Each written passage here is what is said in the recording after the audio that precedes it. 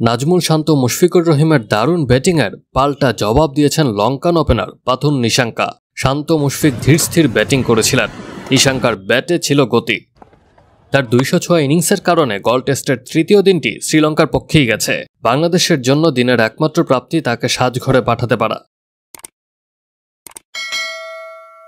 গল টেস্টে বাংলাদেশের প্রথম ইনিংসে করা 495 রানের জবাবে তৃতীয় দিন শেষে শ্রীলঙ্কা 93 ওভারে 4 উইকেট হারিয়ে 368 রান করেছে।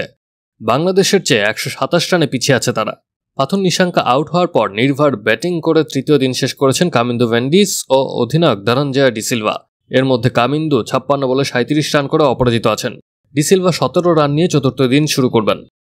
লঙ্কান ওপেনার পাথুন নিশাঙ্কার ডাবল সেঞ্চুরির স্বপ্ন ভেঙেছেন বাংলাদেশের পেসার হাসান মাহমুদ। সাজঘরে ফেরার আগে নিশাঙ্কা দাপুটে ব্যাটিং করেছেন। তিনি 256 বলে 187 রান করে বোল্ড হন। গল টেস্টের দ্বিতীয় দিন 9 উইকেটে 489 রান নিয়ে দিন শেষ করেছিল বাংলাদেশ। হাসান মাহমুদ ও নাহিদ রানা মাত্র 3.4 ওভার টিকতে পারেন, যোগ করেন 6 রান। বাংলাদেশের প্রথম ইনিংসের 495 রানে বড় অবদান মুশফিকুর রহিম, নাজমুল শান্ত, লিটন দাসের। এর মধ্যে মুশফিক 350 বল খেলে 163 রান করেন।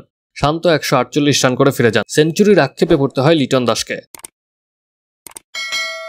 প্রথম ইনিংসে লঙ্কান পেসার আসিতা ফার্নান্দো 4টি এবং মিলান রত্নায়কে 3টি উইকেট নেন। স্পিনার থারিন্দো রত্নায়কে নেন 3টি উইকেট।